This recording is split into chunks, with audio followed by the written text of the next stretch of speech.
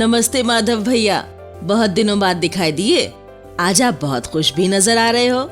इस साल मुझे खेतीबाड़ी में बहुत फायदा हुआ है, अच्छी बचत हुई है। जानती हो इसकी वजह? आप मेहनत भी तो खूब करते हो माधव भैया। मधु बहन, मेहनत तो हम किसान हर साल करते हैं, लेकिन इस साल मैंने कुछ और भी किया। वो क्या? कुछ समय पहले मैंने वित्तीय साक्षरता पर हो रही एक ट्रेनिंग में हिस्सा लिया था, जिसमें समझाया गया कि कैसे हम अपनी खेती बाड़ी का बजट बनाएं और कैसे सभी खर्चों का सही रिकॉर्ड रखकर अपनी बचत को ज्यादा कर सकते हैं। बस यही है इस साल मेरी अच्छी बचत का राज। माधव भैया, हमें भी इसके बारे में बताओ। हाँ माधव भैया, हमें भी तो पता चले कि आखिर अपनी कमाई और खर्चों का सही प्रबंधन कैसे करें। हाँ जरूर। किसी भी किसान के लिए अपनी खेती के काम में वित्त प्रबंधन करना बहुत जरूरी है। भैया, पहले तो ये बताओ कि वित्त शब्द का मतलब क्या है?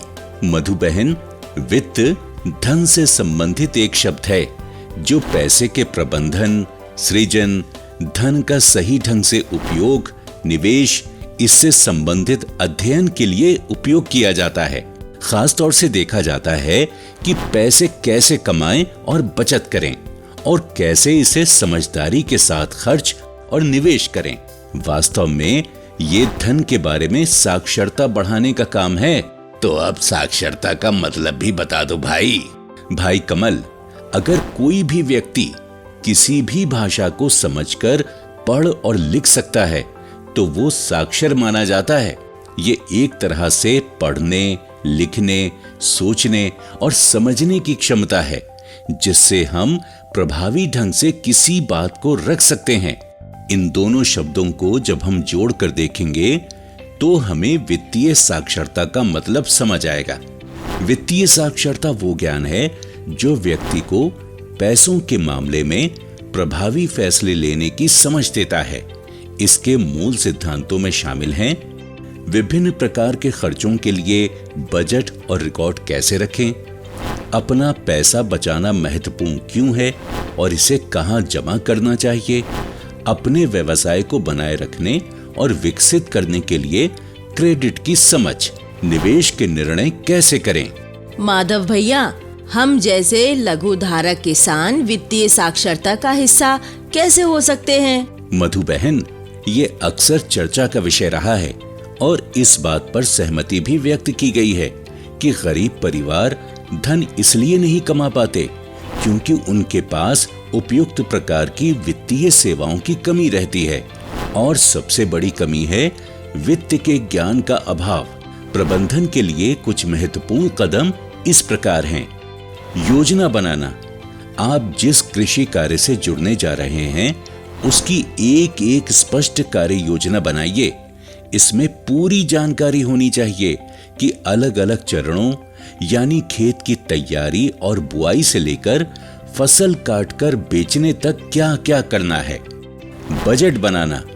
एक स्पष्ट बजट विकसित करें जो ये दर्शाता हो कि आपको खेती के काम से जुड़ी अलग अलग गतिविधियों के लिए कितना पैसा चाहिए।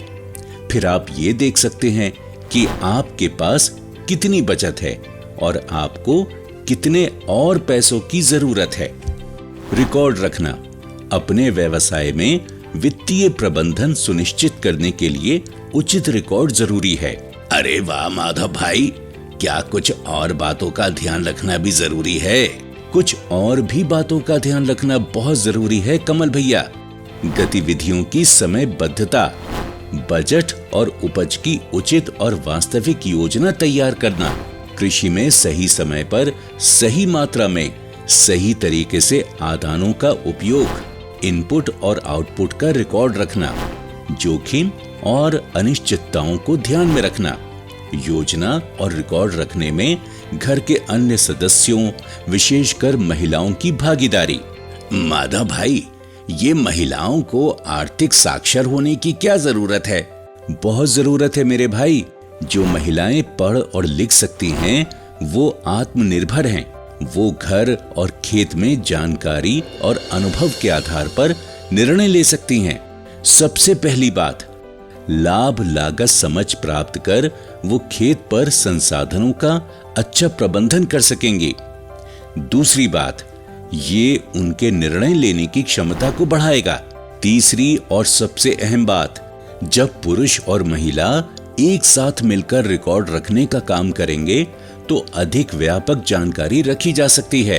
बिल्कुल सही कहा माधव भैया। हमारे यहाँ खेती के काम में तो महिलाओं की भागीदारी है, उसी प्रकार खेतों में लगने वाली लागत और उससे होने वाली आमदनी के हिसाब किताब को रखने में महिलाओं की भागीदारी बहुत जरूरी है। सही कहा मधु बहन। पहले बजट को समझते हैं। बजट बनाते समय प्राप्त होने वाले सभी धन और सभी व्यय को देखो। इससे अंदाजा होगा कि आप कितना पैसा बचा सकते हैं। हर कार्य के हिसाब से बजट बनाएं। अपने घर और खेती बाड़ी का अलग बजट रखें। देखिए कि आपके पास कितनी धनराशि उपलब्ध है और फिर खेती की अलग अलग गतिविधियों के लिए आवश्यक अतिरिक्त संसाधनों और धन का आकलन करें। माधव भाई, हम हैं गन्ना किसान, इसलिए गन्ने की खेती के संदर्भ में ही खर्चों के बारे में बताओ। हाँ, क्यों नहीं। हमारी ट्रेनर डॉक्टर सरला ने बहुत अच्छी तरह से बताया था। बहनों भाइयों, गन्ने की खेती में स्थायी पूंजी लागत और परिचालन खर्च के बीच अंतर करना सीखिए। हमारे पूंजी खर्च होते हैं जैसे कि कृषि उपकरण, खेत की खरीद, गोदाम बनाना, ऋण पर ब्याज इत्यादि। परिचालन खर्च खेती बाड़ी में दिन प्रतिदिन के आधार पर होने वाले खर्च होते हैं, जैसे कि खेत तैयार करना, खाद, उर्वरक, बीज, खरपतवार हटाना, सिंचाई, कीट नियंत्रण, फसल की कटाई वगैरह। अब आप लाभ को ऐसे समझिए। मान लीजिए पिछले साल मेरी प्रति एकड़ लागत 40,000 रुपए थी और उपज हुई 35 टन। मुझे 1 टन का पैसा मिला 2,800 रुपए।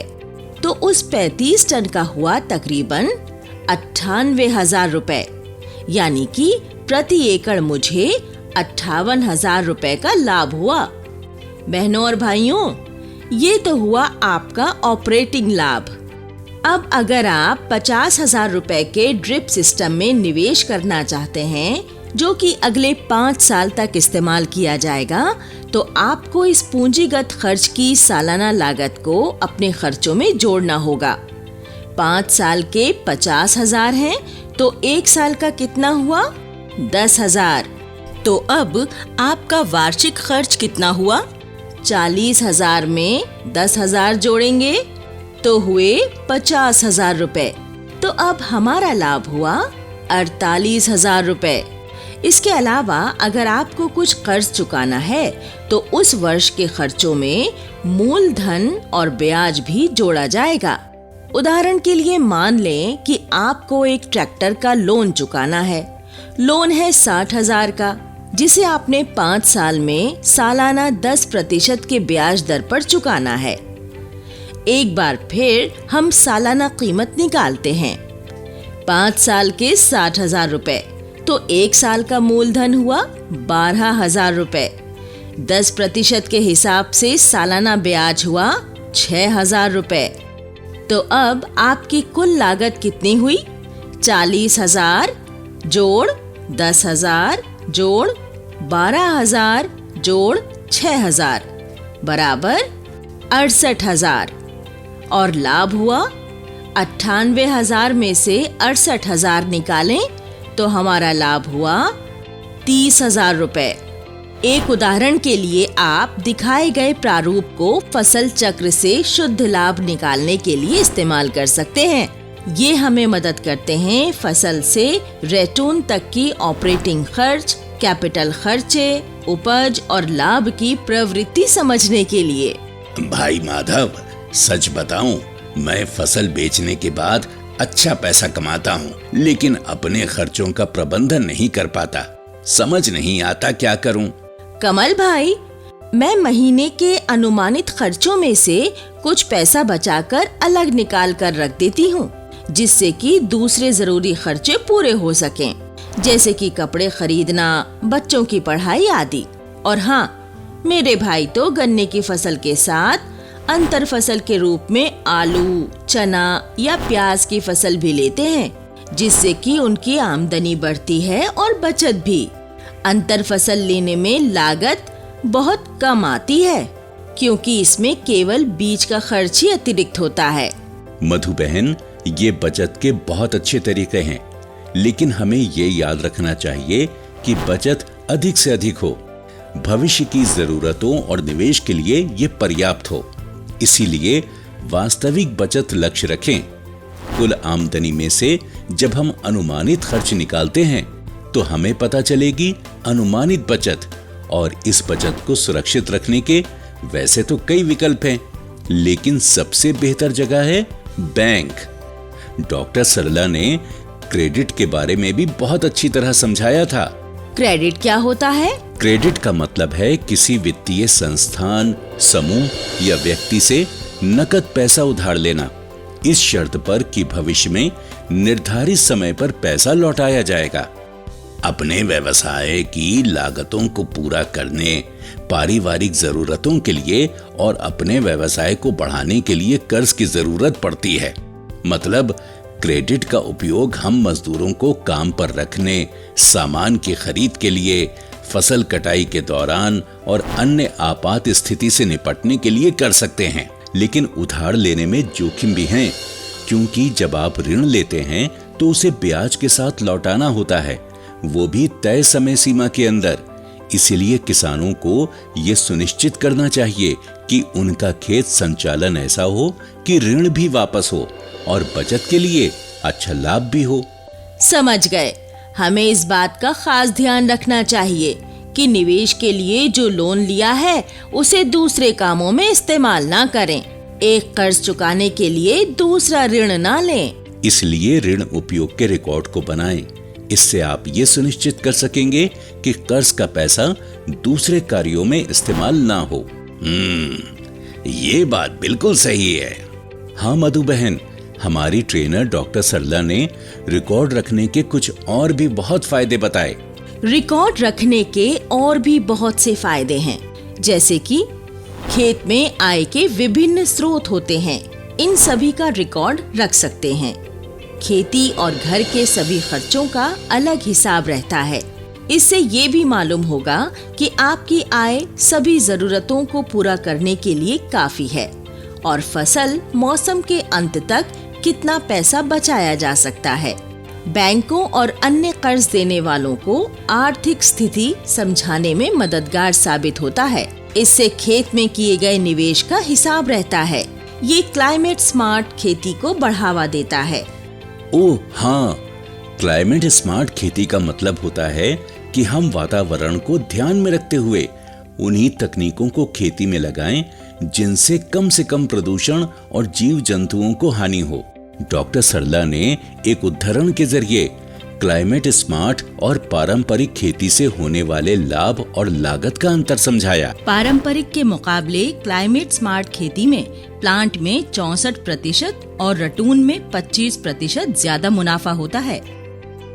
वातावरण बदलाव, बेमौसम बारिश जैसे प्रभावों से क्लाइमेट स्मार्ट खेती फसल के बचाव में मदद करती है। यही कारण है कि क्लाइमेट स्मार्ट तरीके से खेती करना एक अच्छा निर्णय है। पूंजीगत व्यय में निवेश के साथ ये जरूरी हो जाता है कि उपज बेहतरीन हो, ताकि लागत का पैसा तो निकले ही, साथ ही हमारा लाभ भी बढ़े। उच्चतम उपज के लिए जरूरी है कि खेती बाड़ी में अच्छी तकनीकों और टिकाऊ प्रथाओं का इस्तेमाल करें और इसके कार्यान्वयन के लिए प्रशिक्षण और रिकॉर्ड रखना महत्वपूर्ण है।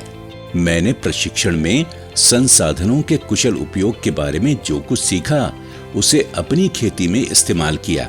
मैंने उचित लेखा जोखा रखा। क्लाइमेट स्मार्ट फार्मिंग में शुरुआती खर्च तो जरूर आता है, लेकिन लंबे समय में देखा जाए तो अधिक लाभ और बचत होती है। अरे वाह, ये तो बहुत अच्छी जानकारी है। हम भी अब क्लाइमेट स्मार्ट खेती करेंगे। याद रहे कि लागत और कमाई का रिकॉर्ड जरूर रखना। हाँ जरूर। आज के दौर में फोन द्वारा भी कई जानकारी उपलब्ध होती है। इसी तरह का एक मोबाइल ऐप है i3SF, जो बेहतर खेती प्रबंधन तकनीकी अपनाने और हमारी खेती संबंधित सारी जानकारी को रिकॉर्ड करने में मदद करता है। हाँ माधव भैया, मैंने भी इस ऐप के बारे में सुनकर इसे डाउनलोड भी किया है। इस ऐप से मैं अपनी खेती को सुधारने की कोशिश भी कर रही हूँ। बहुत खूब, यानी कि कृषि खर्चे से दोस्ती यारी, उपज के साथ आमदनी बढ़ाने की तैयारी।